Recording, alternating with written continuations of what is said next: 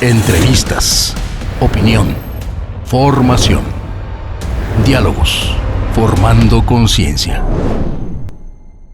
Hola, ¿qué tal amigos? Muy buenas tardes, qué bueno que están una vez más con nosotros en este espacio, Diálogos, este programa que produce Arquimedios de la Arquidiócesis de Guadalajara. Y como ya le habíamos dicho la semana pasada, vamos a continuar con este tema, con este análisis sobre lo vivido, lo acontecido durante este sexenio. Si no vio el programa pasado, para que pueda entender este programa, vea primero el programa pasado y luego le invito a que vea el que hoy vamos a realizar para que pueda tener el contexto completo.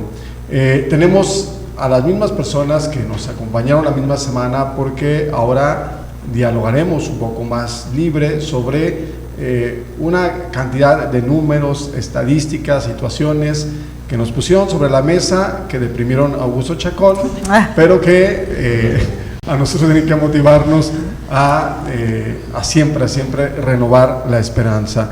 Por eso agradezco de nueva cuenta la presencia del maestro Augusto Chacón, quien es director del Observatorio de Jalisco. ¿Cómo vamos, Augusto? Gracias por estar de nuevo con nosotros. Arnold, qué gusto volver a estar aquí, rodeados de nuestras especialistas, muchas gracias.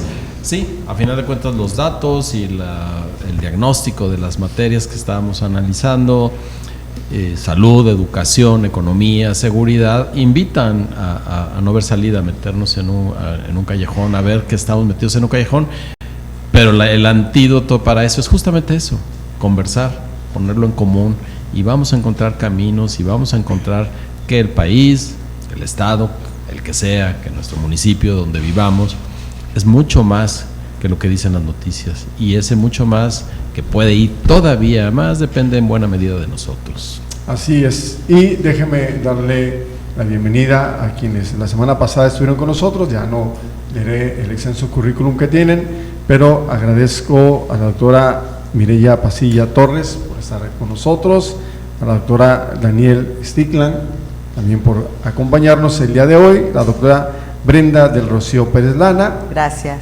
Y a la doctora Gabriela Vázquez Armenta. Muchas gracias. Cada una de ellas abordó estos tópicos que Augusto nos ha dicho. Y bueno, yo dejo la palabra a Augusto para empezar con este diálogo, para retomar estos datos, estas estadísticas, esto que nos dijeron la semana pasada, y bueno, encontrar alguna pista por donde podríamos caminar. Gracias, Arnold. La semana pasada cada una de ellas nos expuso en función de su expertise, pero al mismo tiempo en las cuatro aparecían esos lazos, a veces tenues, a veces muy sólidos, que hay entre las distintas materias. Si hablamos de educación, incide en la economía; si hablamos de economía, incide en la salud, y la seguridad atraviesa todo, o la seguridad es un reflejo de lo que no hacemos en educación. Ya lo decía Brenda la semana pasada, ya también Gaby nos decía cómo estos elementos inciden en la salud, así que la invitación es a que retomemos, por supuesto, desde lo que más dominan, la plática entre todos. Tú lo dijiste al introducir el programa anterior, Arnold, tenemos que ejercer la ciudadanía, y no es enclaustrándonos no solo en nuestra casa, sino en nuestro propio saber cómo vamos a hacernos ciudadanos. Tenemos que dialogar, ser transversales y transdisciplinarios, las disciplinas conversando, que se convierten en una cosa que todos conocemos como la vida misma. Así que si gustan empezamos el diálogo, y empecemos en el orden de la semana pasada. Gaby, después de escuchar a tus compañeras de mesa, ¿cómo ves la salud intrincada con la educación, con la seguridad, con la economía? Pues creo que definitivamente el sistema de salud requiere de las tres esferas. Si nos vamos a la parte de economía, y sí quisiera preguntarte, ¿cómo lo podríamos hacer o cuál sería la recomendación para el gobierno federal? Se invierte en el Producto Interno Bruto, pues muy poco. Somos de los países que menos invierten, ¿no? Creo que estamos menos del 6% o 3%, me parece por ese lugar, cuando debemos estar por arriba del 8%, ¿no? Y eso pues va de la mano con pues mejorar la infraestructura hospitalaria, mejorar también los incentivos al personal de salud, mejorar también la base de medicamentos, el seguimiento que tenemos con nuestros pacientes.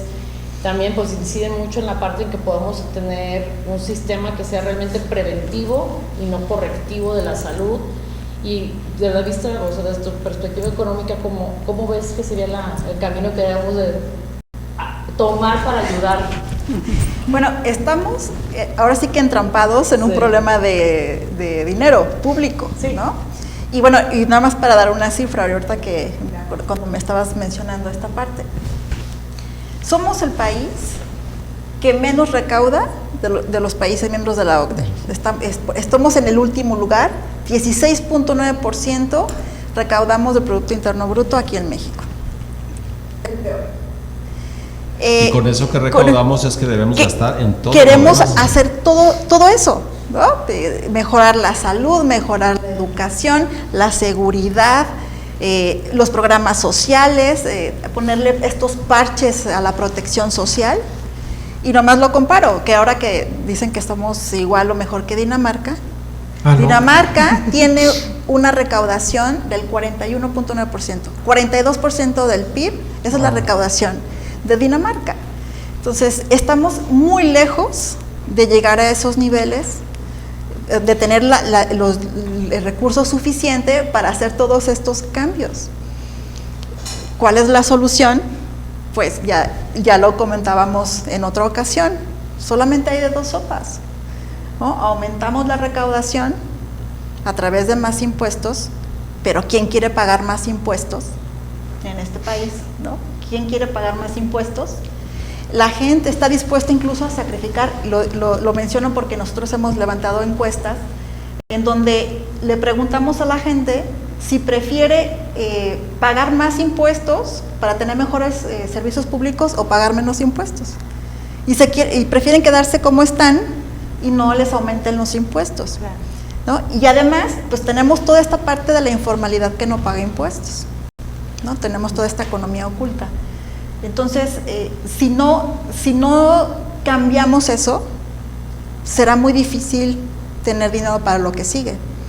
Y Mireya y Gaby, uniendo lo que preguntabas, Gaby, a la falta de prevención, y suena muy feo porque estamos hablando de la salud de personas, tiene un impacto económico. Claro. Es mucho más barato prevenir que atender una insuficiencia renal. Claro, ¿no? Y por eso podemos verlo en los indicadores de las cargas de la enfermedad. O sea, son personas, la persona con diabetes, la persona que ya sufrió un infarto, pues puede quedar con una incapacidad de por vida, ¿no? Va a dejar de generar, ¿no? En este caso, una recaudación, ¿no? Claro, tributaria. Sí. Esa es una parte muy importante, pero por ejemplo, aunándolo a eso de la prevención, o sea, la prevención no solamente inicia cuando llegas tú a un centro de salud o vas a una consulta con un médico, al servicio de salud que puedas acceder, ¿no? Si es que puedes acceder a uno, sino que también la prevención inicia con una cultura en la educación. O sea, tiene un papel como primordial, a mí me parece, en la educación básica, de generar todos estos que son hábitos, ¿no? Una conciencia del autocuidado de la persona desde la parte física y mental, y yo no sé cómo tú también lo estés viendo, cómo también podemos desde esa parte pues mejorar, ¿no? Sí, claro, digo, hablábamos hace un momento de la necesidad de tener un sistema articulado. Obviamente que lo decíamos en el programa pasado, la educación es tarea de todos, ¿no? Entonces, si bien es cierto, la escuela es donde se concreta el hecho educativo, donde se vive es en la sociedad, y obviamente todo esto, todos estos aprendizajes inherentes que tiene el ciudadano o la persona en función a la economía cotidiana, en función a los temas de salud, y en función también a saberse cuidar para que a lo mejor también pueda ser un factor que reduzca índices en estos grandes temas de inseguridad que vivimos.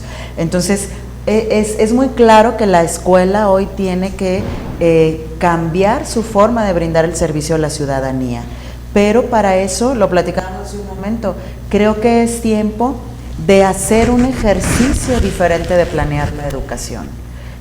Anteriormente, bueno, la educación respondía o las escuelas respondían a una atención generalizada de una población específica, pero hoy no. Hoy esta mesa nos da todavía más aún la certeza de que tenemos que poner la realidad social al centro para que nosotras instituciones podamos estar generando todas estas estrategias que permitan llevar el servicio para el que hemos sido creadas.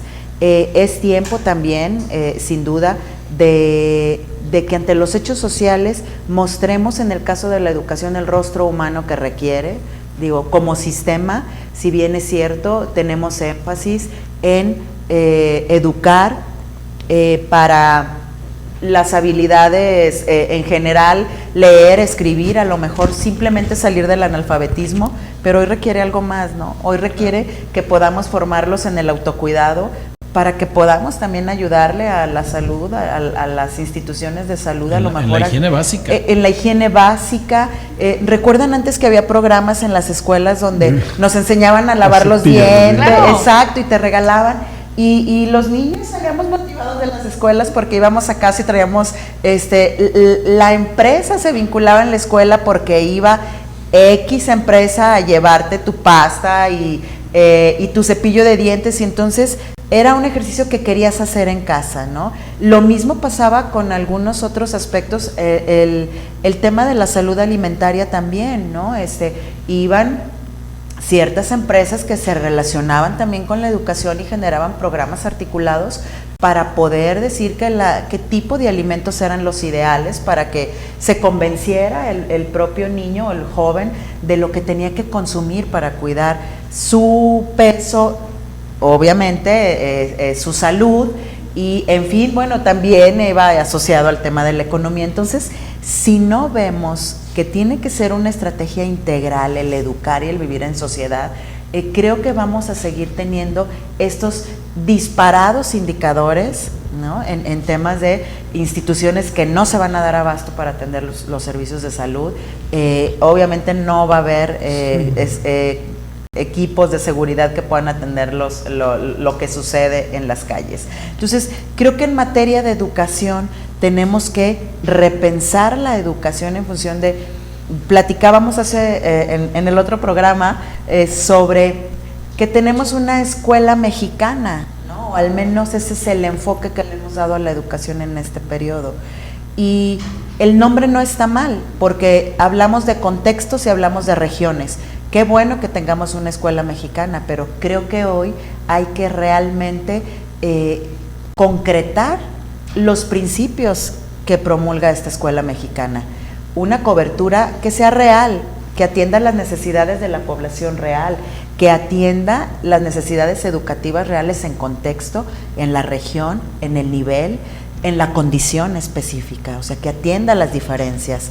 O sea, que sea una cobertura que realmente podamos tener un indicador preciso y real, ¿verdad? Lo comentábamos también.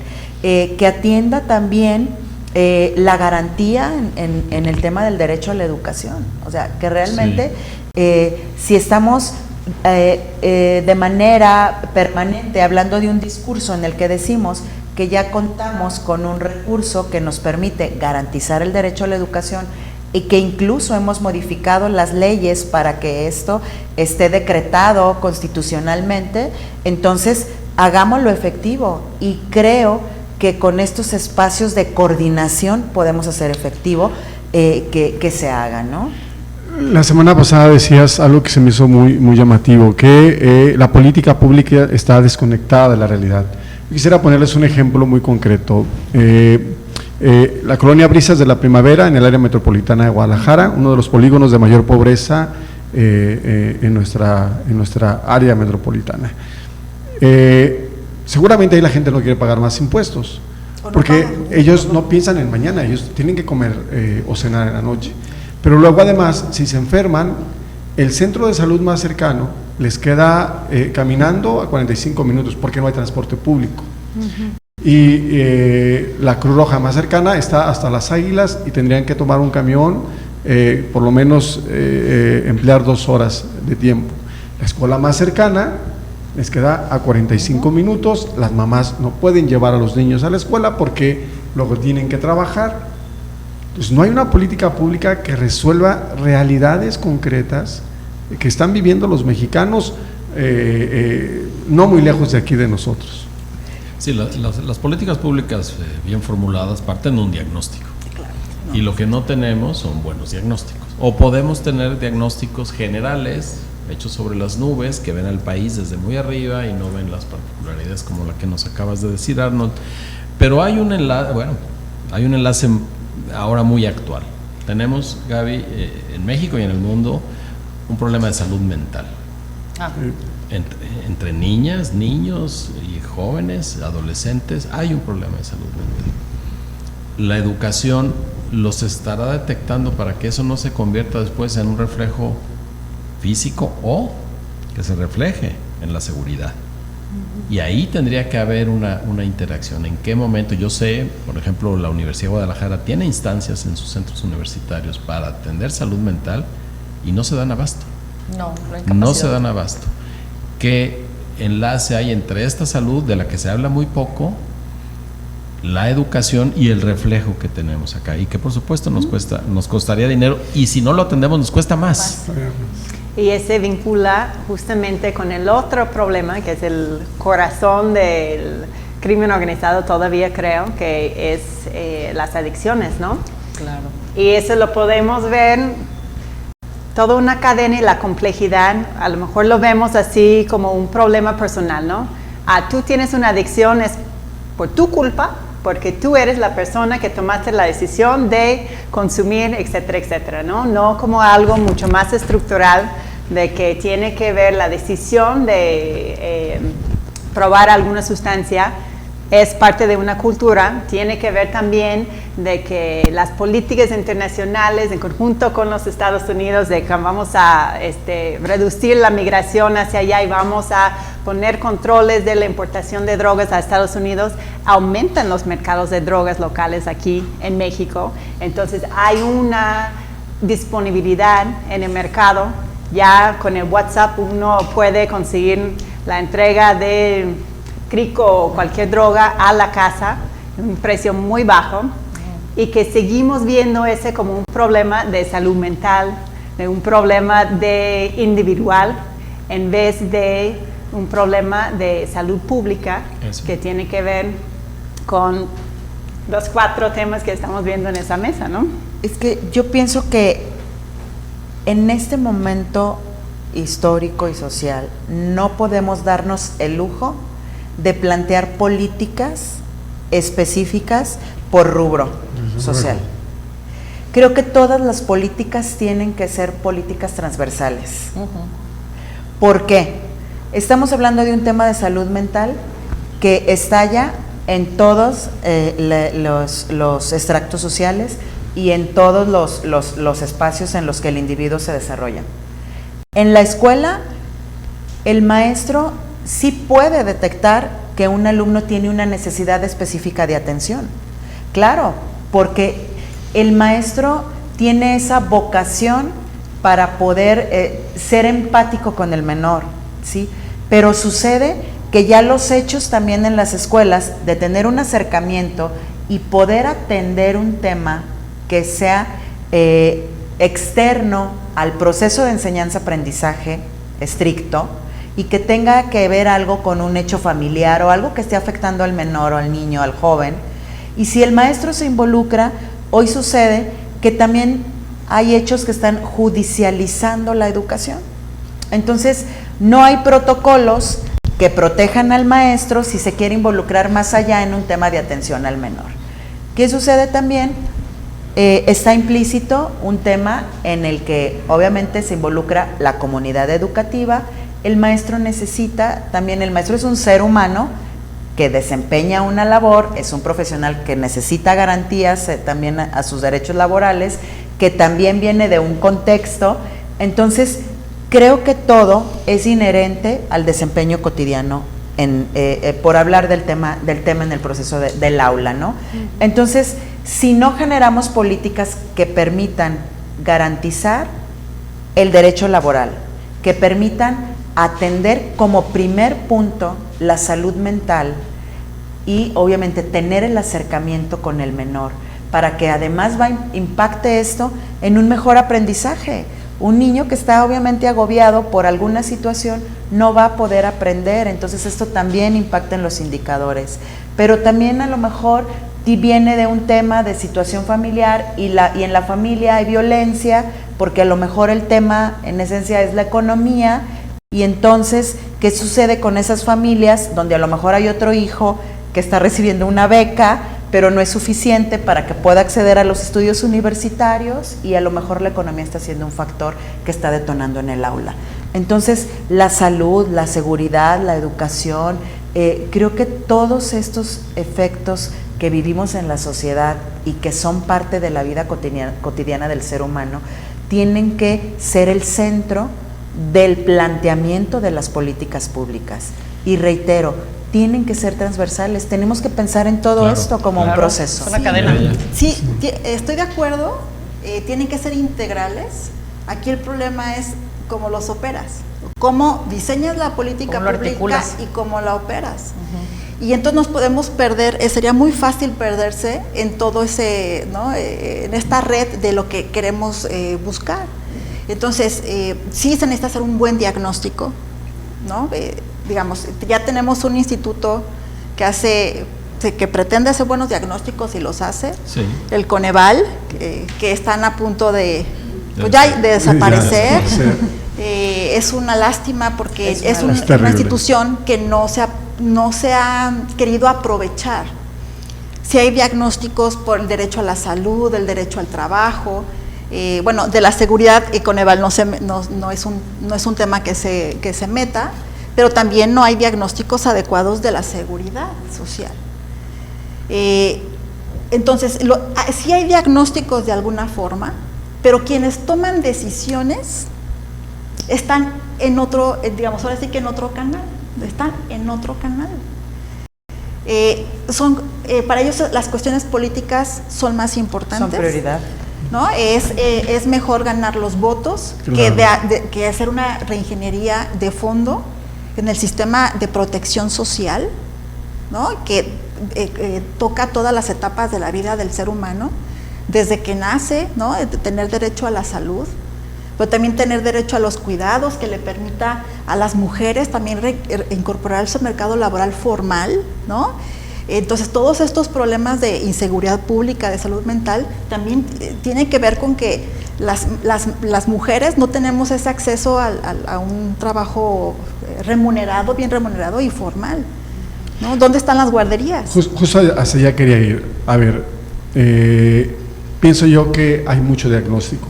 Yo me atrevería a decir, salvo su mejor opinión, que incluso está sobreanalizada la realidad.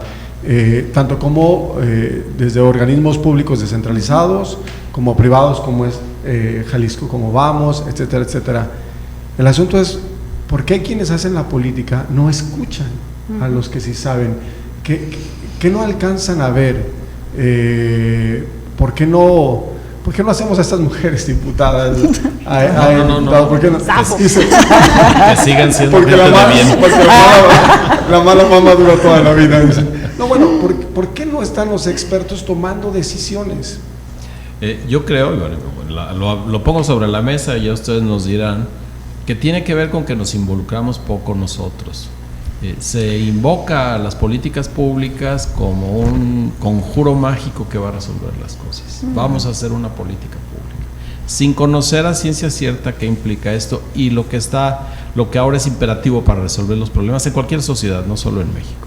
Necesita una política pública, necesita el diagnóstico, necesita a partir de ese diagnóstico formular un programa en donde se especifique quién hace qué y en qué momento y en dónde, y ese programa necesita presupuesto, después ejecutarse ese presupuesto y lo más importante, evaluarse. ¿Qué sucedió con esa política pública? Si nos atenemos a lo que la semana pasada nos dijeron en salud, educación, seguridad, economía, la evaluación no es buena, es decir, las políticas públicas han fallado. ¿Y por qué fallan? Ya lo insinuabas tú, Arnold. Porque nosotros no nos ponemos a evaluarla, porque no pedimos que esas políticas se construyan con nuestra participación. Nosotros somos los que a final de cuentas, y nosotras somos las que a final de cuentas padecemos las buenas o las malas consecuencias de una política pública.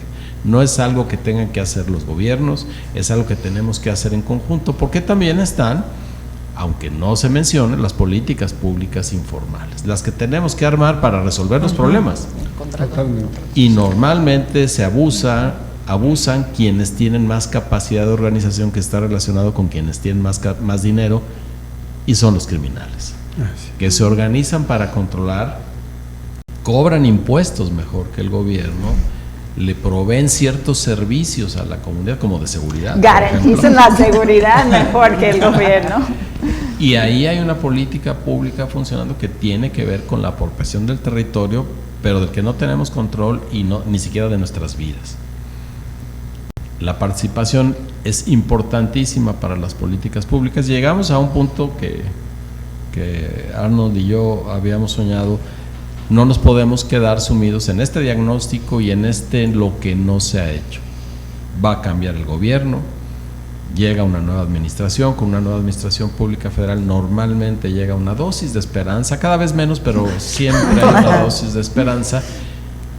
Si estuviera en sus manos, y ya lo dijo Arnold, ya lo nombró legisladoras plenipotenciarias de este país, ¿cómo, a partir de los diagnósticos que ya nos dieron en sus áreas, qué programas necesitamos? ¿Cuánto dinero, si es posible, al menos tener una idea, se necesita? ¿Y cuáles serían los efectos de esas? ¿Qué pondrían ustedes en práctica si Claudia Sheinbaum les dijera, vengan, siéntense conmigo y ustedes me van a decir lo que vamos a hacer? Bueno, yo lo que haría, y creo que ha sido una situación que se ha ido perdiendo, ¿no? Yo creo que regresar a la parte de las alianzas entre los sectores públicos y privados. O sea, creo que definitivamente la parte pública pues sí tiene una limitante en cuanto al alcance que puede ya tener en este momento, o la capacidad de reacción que ya la problemática requiere, ¿no? Y creo que la comunicación con el sector privado pues está muy limitada, ¿no? Aunque tal vez se quiera aportar a la sociedad, pues creo que el diálogo no se está generando. Yo creo que una de las primeras cosas sería apoyarse del sector privado para solucionar problemáticas que tenemos, ¿no? Muy puntuales, que apoyen a la parte pública. Creo que sería bastante beneficioso, pero eso se podría hacer a través también de incentivos, ¿no? Creo que también la parte de mejorar las condiciones en las cuales, no sé, desde hasta las universidades privadas pueden estar aportando al sector educativo, creo que también es una parte que se puede estar haciendo. Pero creo que también ese tipo de apuestas, pues creo que no están ahorita como sobre la mesa. Y tuvimos un ejemplo, ¿no, Gaby? ¿O estoy equivocado? Porque en el Seguro Popular participaban también hospitales privados. Claro, exactamente, porque la cobertura no se puede dar, no hay ni siquiera el equipamiento, la infraestructura. Entonces esa parte creo que sí se tiene que regresar, porque ahí está y se puede estar poniendo al servicio de la población en general. Pero creo que sí es un diálogo que se tiene que volver a retomar. Alguien tiene que tener la valentía, que nos estén viendo por allá.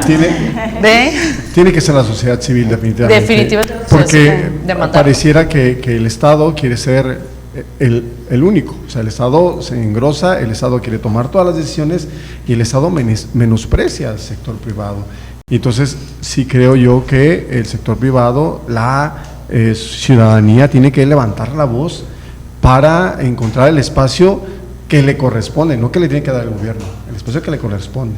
Claro, totalmente. Bueno, si estuviera en mis manos, yo creo que un problema, y como lo comentaban en la semana pasada, un problema fundamental es que ha sido la misma legislación, la de la ley de seguridad, de la ley del Seguro Social, que nos ha dividido en formales e informales.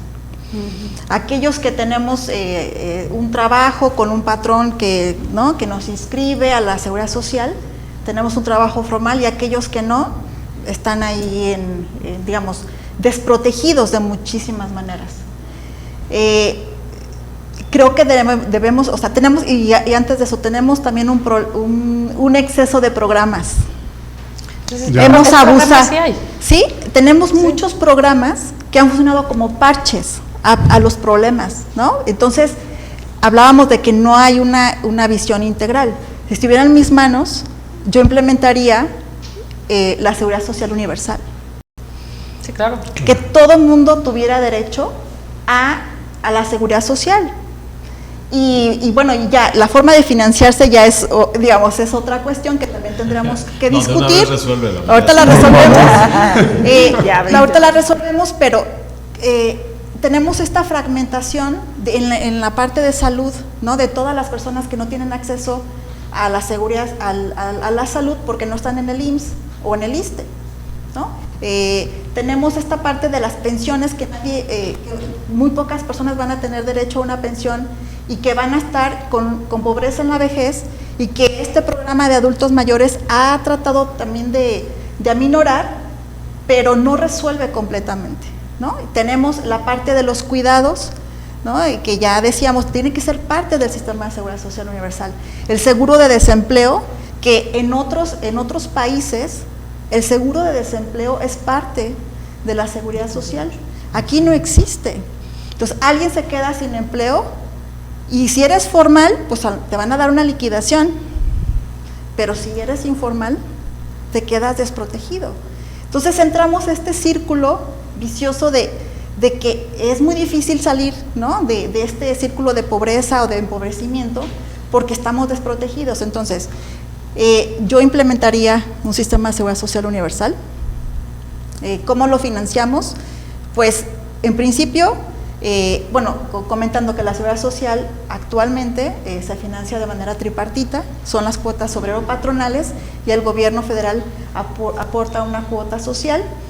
Se tendría que, desbaratar esa parte. La parte de salud tendrá que financiarse completamente con impuestos generales, ¿no? Porque todo el mundo tendríamos que tener derecho al mismo paquete de servicios de salud, al mismo paquete. Ahora, las pensiones, ahí tendrá que ser, ya que tenemos la pensión de adultos mayores, que va a enfrentar problemas por el envejecimiento de la población, ¿no? Pero esa parte sí tendría que ser otra vez financiada por impuestos generales, y la parte incremental, se tendrá que incrementar la pensión con las contribuciones patronales y obrero-patronales. La parte de las incapacidades, ¿no? Que una persona sufre un accidente o una enfermedad que le impide seguir trabajando. En el corto plazo son las incapacidades que nos da el IMSS, ¿no? Por 3 días, 5 días, ¿no? Y estás protegido. Pero si esa incapacidad te deja sin poder trabajar de manera permanente y estás fuera de la seguridad social, estás perdido, ¿no? Tu familia ya entró en un proceso muy diferente de pobreza. Entonces, eso también tiene que ser financiado. Tendríamos que ver si se financia con una combinación, ¿no? De impuestos generales con las cuotas obrero-patronales. Los riesgos de trabajo definitivamente tienen que ser pagados por las empresas, ¿no? Entonces, dependiendo el paquete del seguro, si estamos hablando del seguro de riesgos de trabajo, o de la invalidez y vida, o el de la vejez, cesantía en edad avanzada y vejez, pues tendríamos que ver la forma de financiarlo. Obviamente no va a ser suficiente con lo que tenemos ahorita. Sí tenemos y con esa recaudación. Y tenemos que aumentar la recaudación. Sí, tenemos que pagar más impuestos, ¿no? Somos el país que menos paga impuestos en los países con los que nos comparamos, y tenemos que hacerlo. Aquí tenemos un problema de que las grandes empresas no están pagando los impuestos que se requieren, y hay otro porcentaje de la población que evade impuestos. Entonces tendríamos que ver la forma en cómo cambiamos la recaudación para no estar castigando a las personas que ya pagamos impuestos, porque esa es otra, ¿no? Siempre que quieren aumentar impuestos son a los cautivos, ¿no? Entonces tenemos que empezar en esa forma. Pero bueno, se necesitaría cambiar incluso la Constitución. Aquí ahorita las prioridades de cambiar la Constitución son otras. Sí, que definitivamente. Sí, y el cambio de la Constitución podría ser importante si se hiciera en consenso. Claro. Si la gente opinara sobre qué tipo de pacto social vamos a hacer para de aquí en adelante tener otra relación, otro tipo de bienestar, otro tipo de calidad de vida. Eso no está sucediendo. Es un impulso eminentemente político y de control de poder que no está relacionado con lo que podríamos hacer como sociedad, lo que tendríamos que hacer como sociedad. Tú, Daniel, en términos de seguridad, si te sentaran ahorita con la próxima presidenta, ¿qué política pública le dictarías? Bueno, ya primero voy a copiar a lo que dice Gaby, porque definitivamente los casos de éxito que podemos ver desde que empezó a grandes rasgos el problema de crimen organizado en México es cuando se junta sociedad civil, empresas privadas y la iglesia. ¿Cómo no? Es muy importante el involucramiento de la iglesia también junto con el gobierno, y ahí vemos claramente el caso de Torreón, que estaba guerra civil allá, terrible la situación, y fueron los 3 empresas grandísimos, multimillonarios allí, que dijeron, a ver, basta. Nosotros, con el apoyo de universidades, sociedad civil, la iglesia, vamos, y ahora pues ya, siguen con ciertas colonias fantasmas donde la gente todos se murieron, se desaparecieron, se huyeron, pero pues ya hay una paz en esa ciudad. Entonces ahí sería la primera parte. Y la segunda, concuerdo que hay muchos diagnósticos, pero donde veo un hueco en los de seguridad es justamente hablar con quienes están involucrados en el crimen organizado. Y son muchos. Y son nuestros vecinos, son nuestros familiares. Ahí están. Hay en todas nuestras colonias. No me importa si vives en la colonia más pipery nice de la zona metropolitana o en brisas de la primavera. Ahí hay plazas por todos lados. Entonces, ahí es donde hay un gran hueco, ¿no? De diagnóstico. Y está súper complejo. Es decir, el diálogo con ellos. Exactamente, el diálogo con ellos. Entonces para llegar a qué, ¿por qué estás a una ahí? Comprensión de la complejidad del problema. O sea, entramos pensando, a ver, los que entran a crimen organizado son los jóvenes pobres que no tienen oportunidades, que quedan fuera de los sistemas, que no van a poder estudiar la universidad, no lo van a poder pagar, etcétera, etcétera, etcétera. Sí, gran parte de las filas del crimen organizado vienen desde allí, ¿no? Pero es mucho más complejo. Hay quienes entran por el gusto de la adrenalina. Claro. Hay quienes entran por necesidad, que quieren apoyar a la mamá a poner la comida en la mesa porque no hay. Hay quienes entran porque están hartos en el gobierno y dicen, ya me voy en contra, simplemente, ¿no? Entonces, si empezamos a comprender por dónde pueden jalar, por qué es tan atractivo, por qué sigue creciendo, por qué quienes no están directamente involucrados vean esas narcoseries de Netflix en la noche o escuchan a los narcocorridos, porque es una cultura impresionante. A ver si Mireya tiene los datos de allá, pero híjoles, si están buscando una buena lana, pues ya éntrale a la narcocultura porque es un boom, ¿no? Entonces ahí sí se necesita bajar desde no solo los políticos y los académicos que están analizando ese problema, meternos a los reclusorios, meternos con quienes pueden contarnos de viva voz cómo es ser parte del crimen organizado, por qué entraron y qué se puede hacer si realmente queremos mejorar la seguridad. Me viene a la memoria un caso de un joven en el norte de Jalisco, no un joven, varios jóvenes, que decían, ¿por qué trabajo? Tengo la pensión del gobierno, soy halcón, me dan mi dinero, ¿para qué trabajo? Me dedico a esto. Entonces habría que sí hacer esos análisis para ver si con una pensión para que estudien, salen de la delincuencia, o el fenómeno es más complejo. Exactamente, sí, digo, el dinero está ahí, sí, una anécdota que creo que Augusto ya ha escuchado, pero se me hace que resume muy bien en cuestiones económicas. Sabemos que ese es un factor principal, ¿no? Y me acuerdo un querido colega que daba clases en el CAIG, que es el reclusorio juvenil aquí en Jalisco, les estaba explicando cómo el nivel educativo aumenta el promedio de ingresos. Entonces, si tienes la primaria el promedio de ingresos es tanto, secundario tanto, hasta doctorado. Y se ríe un joven, y dice, entonces me está diciendo que tendría que estudiar 20 años para ganar lo mismo que usted, doctor, que yo gané el doble en una noche robando autos. Gracias, ¿no? Sí. Entonces sí, o sea, sí está muy complejo. Obviamente no estamos en condiciones para aumentar todos los sueldos para que se puedan competir con el crimen organizado, pero hay otros aristas allá, otras maneras para llegar, otra conciencia. Ahí entra la iglesia nuevamente a decir, a ver, no solamente la lana, no solamente el dinero, ¿no? La vida es más. Entonces vamos pensando en otros valores, otras cuestiones de calidad de vida. Incentivos, decías, Gaby. Yo decía, pues incentivos, ¿no? A la iniciativa privada, pues realmente para que busquen, pues aportar a la infraestructura, ya sea educativa, por ejemplo, ya sea en salud. Creo que también esa parte, pues se han desaparecido, ¿no? Prácticamente, y de repente pues son como los villanos de esta narrativa en la que nos estamos inmersos en esta actualidad.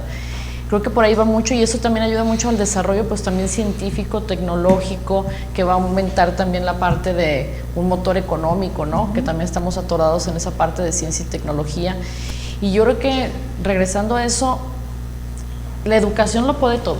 Y yo creo que la educación es la que transforma a México, o lo que va a transformar a México.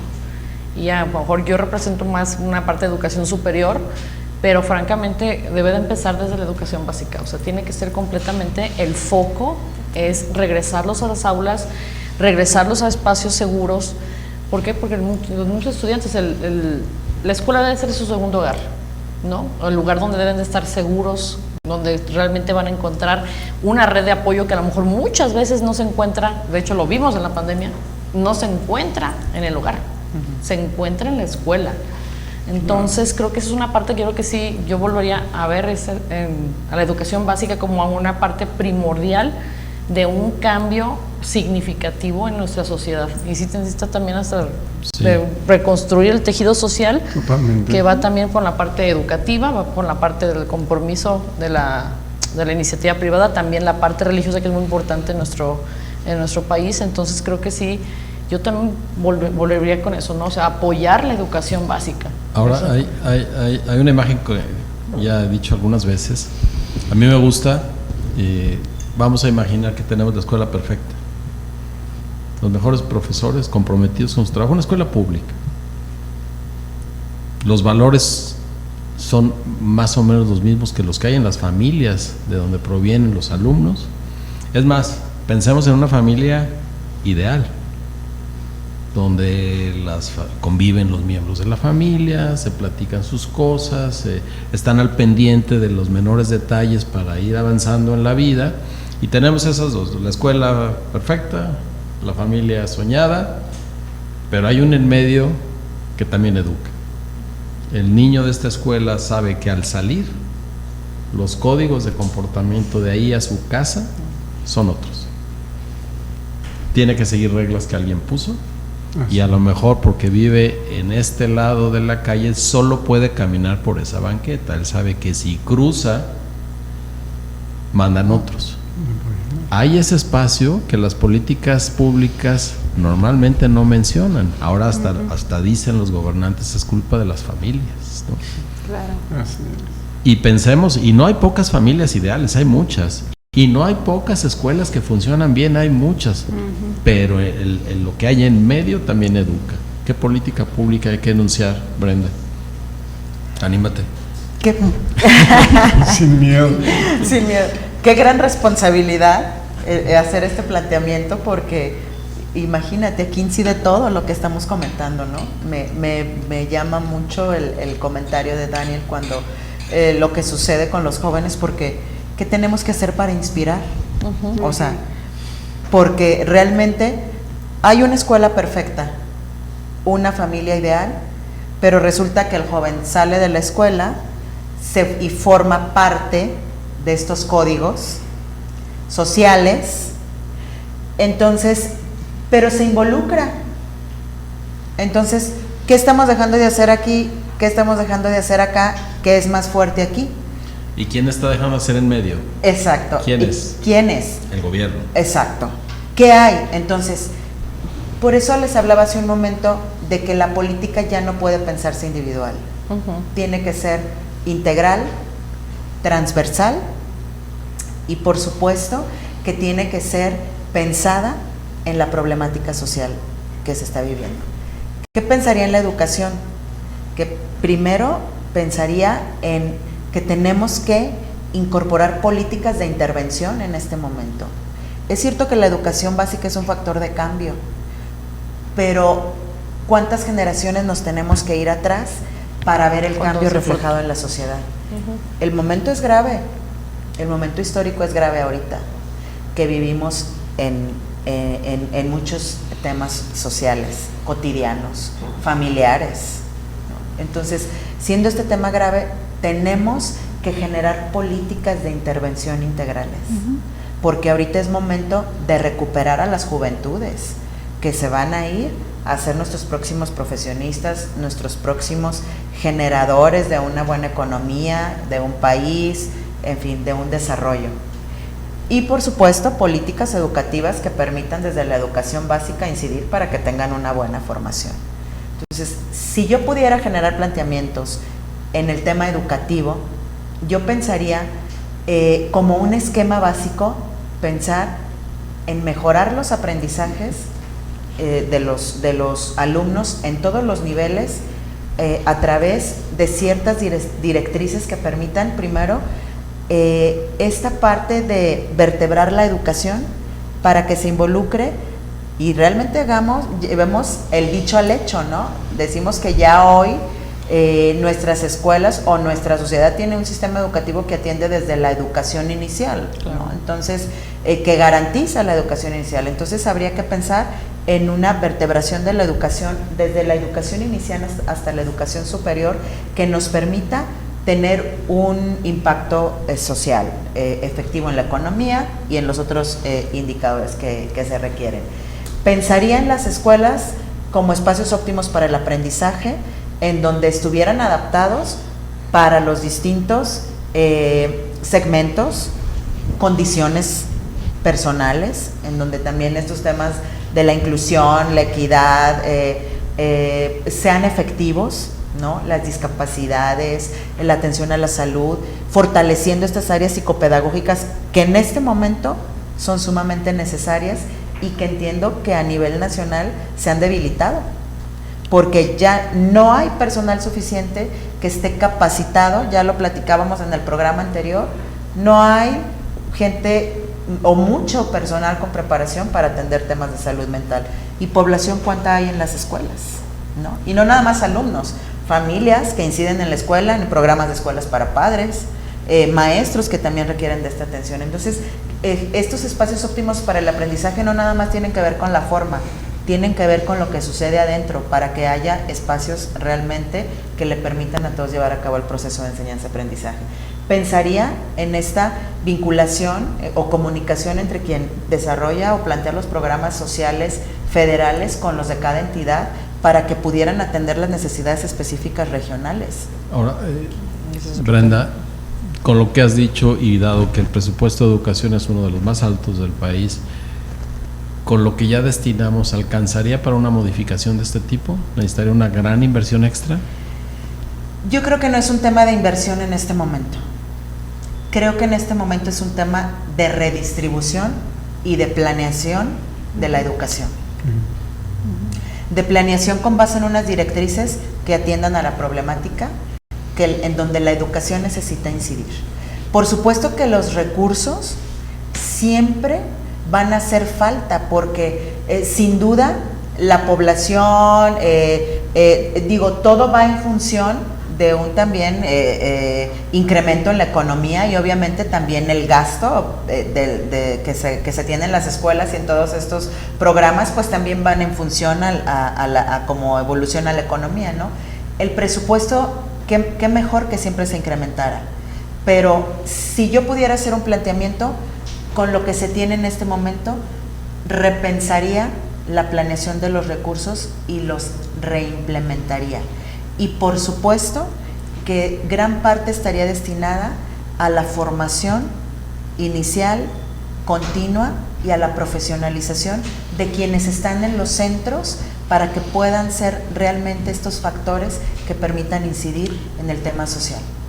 Permítame retomar un poco esta idea, Augusto, que nos acabas de plantear. Esta gente que está entre la escuela y la casa, que maneja esta política pública, que te dice por qué acera debes transitar, no brota por generación espontánea. No, Surge de nuestras familias, surge de nuestro entorno.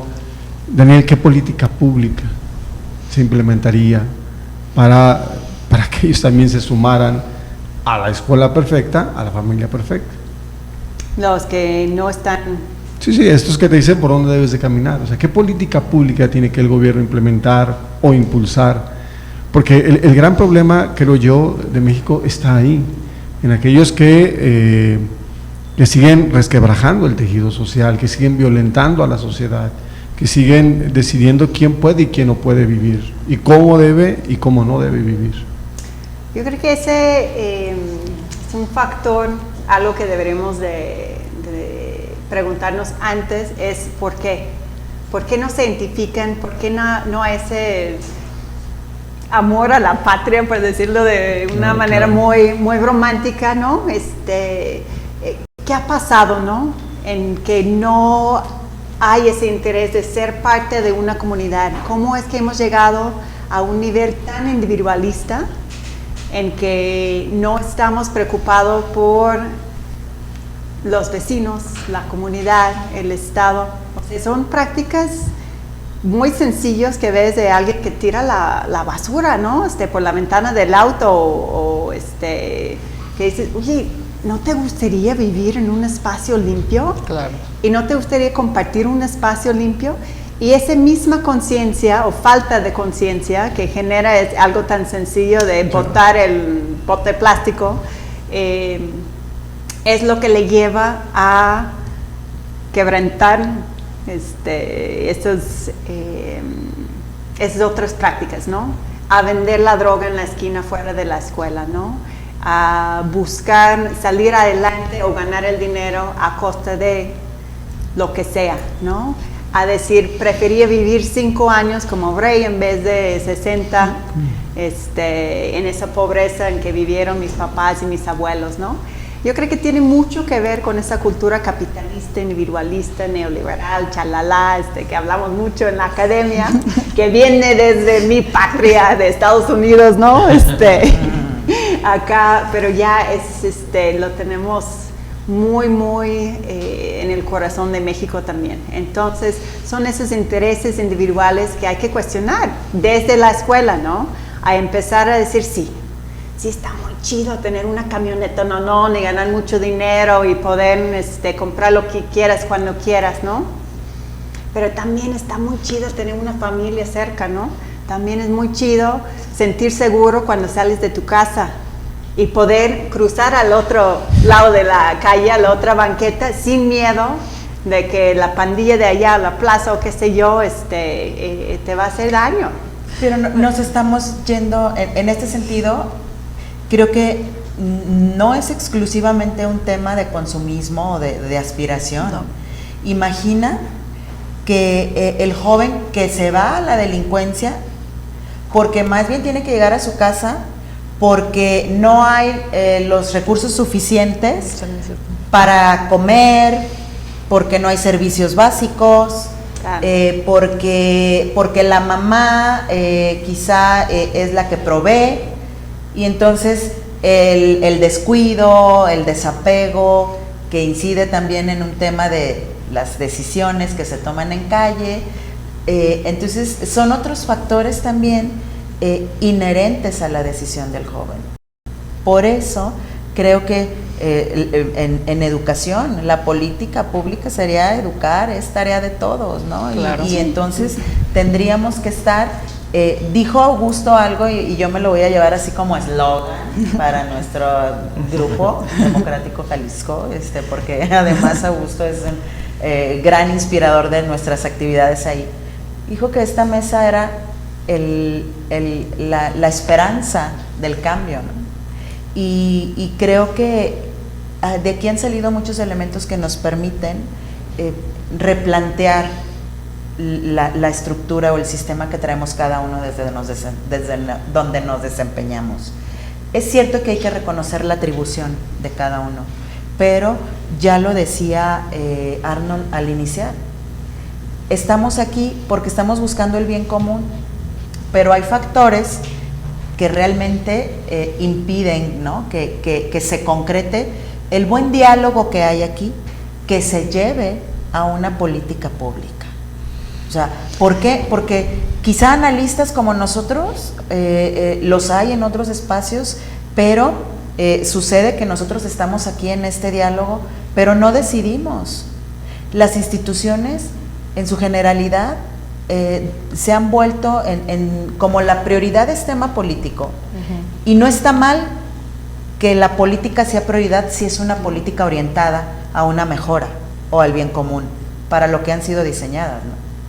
Pero si la política hoy en día está individualizada y no tiene una especie en su planteamiento de un protocolo que permita que incidan o que no te topes a la hora de implementar una acción que permita una mejora o que vaya orientada al bien común, que no te topes con una política adversa, ¿no?, o contraria a la que tú estás replanteando. Entonces, otra cosa que creo que debemos de tener mucho énfasis en todos lados es los protocolos.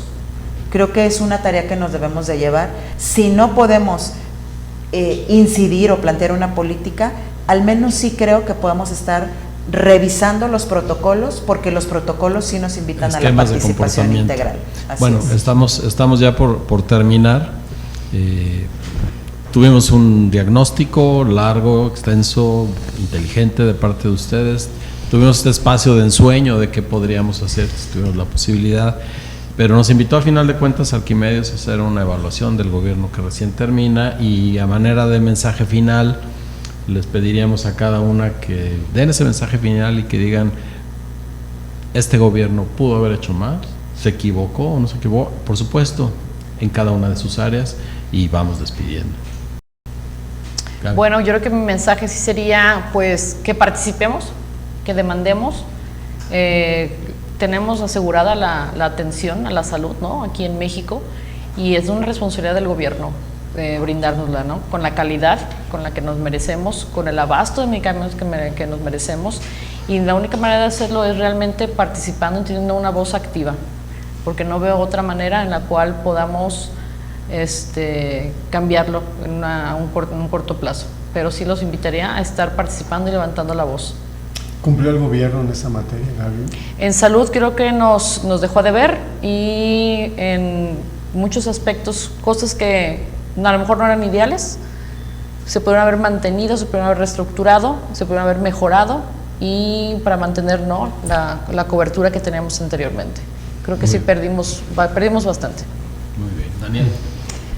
Pues no perder la esperanza, ¿no? Yo creo que sí, sobre todo en temas de seguridad, lo vemos cada vez más deprimente cuando vemos los números del crecimiento del crimen organizado, el número de grupos de crimen organizado, etcétera, etcétera. Pero al final de cuentas hay que humanizar la situación, recordar que son personas involucradas allí, son personas mexicanas, igual que nosotros. Les digo, porque ya estoy nacionalizada, desde hace unos 10 años, que esos son personas con quien podemos dialogar, personas con quien a quienes podemos educar, que pueden trabajar en esos huecos que hemos visto en nuestros sistemas, y que pueden generar un México muy diferente y mucho más seguro el día de mañana. Y la política, Daniel, en materia de seguridad de este gobierno, ¿crees que fue la acertada? ¿Crees que retrocedimos? Yo creo que, como dije la semana pasada, es algo que no se puede evaluar en 6 años. Son semillas que hay esa esperanza que se puede llegar, pero no, definitivamente no hubo mejoras en seguridad. Sí hubo mejoras en la percepción de seguridad, eso sí, se aumentó según el ENSU eran el 73% que se sintieron inseguros en el 2018 en el país y se bajó a un 65%. Entonces, algo está, o sea, hay un coco wash ahí por lo menos, ¿no? Algo está pasando. O nos vamos acostumbrando. O nos vamos acostumbrando, normalizando, ¿no? También. Entonces, esa es otra cosa, pero sí, habrá que ver qué trae Claudia Sheinbaum. Yo creo que va a ser mucho más de lo mismo, pero con la participación que nos invita Gaby, creo que hay más esperanza para esas políticas preventivas a tener un mayor impacto. Brenda. Gracias. Pues primero, muchas gracias por la invitación. Yo creo que el balance, también creo que hay más cargos, ¿no? En el tema educativo. La evaluación, el tema de la evaluación es que también puede verse a modo, ¿no? Sí podemos decir que hay grandes resultados de las políticas educativas que impulsamos, pero los indicadores sociales y todo lo que ya platicamos aquí, creo que son los referentes y nos dicen realmente cuánto quedamos a deber con el sistema educativo, realmente cuántas son las áreas de oportunidad que tiene nuestro sistema. Creo que estamos con grandes opciones de ver de forma diferente el sistema educativo.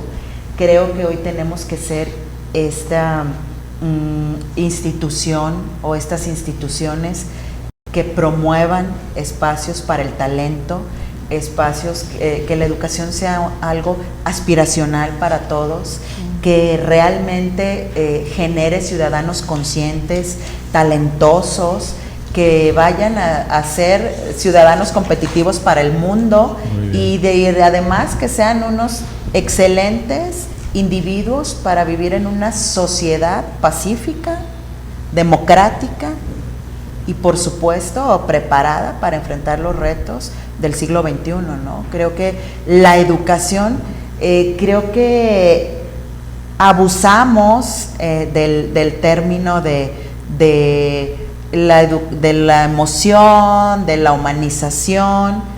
¿Realmente estamos incorporando estas técnicas de humanización dentro de los procesos educativos? O sea, ¿y realmente estamos avanzando o estamos generando un retroceso en la persona? Porque hablábamos hace un rato, qué bonito es el reconocimiento al talento de los egresados de alguna licenciatura, de los talentos en el desarrollo lógico matemático, de los talentosos ingenieros, en fin. Como quienes están llevando este programa. Exactamente. Por supuesto que veo jóvenes talentosos a los cuales también agradecemos mucho las atenciones que nos han tenido aquí, pero efectivamente, o sea, ¿por qué otros reconocen y por qué no somos nosotros en este país el promotor del talento, ¿no? Muy bien. Entonces, creo que hay mucho que hacer en la educación. Gracias. Gracias Mireya. a ustedes. Bueno, pues gracias por la invitación. Yo concluyo diciendo que en materia económica se deja un país complicado para Claudia Sheinbaum.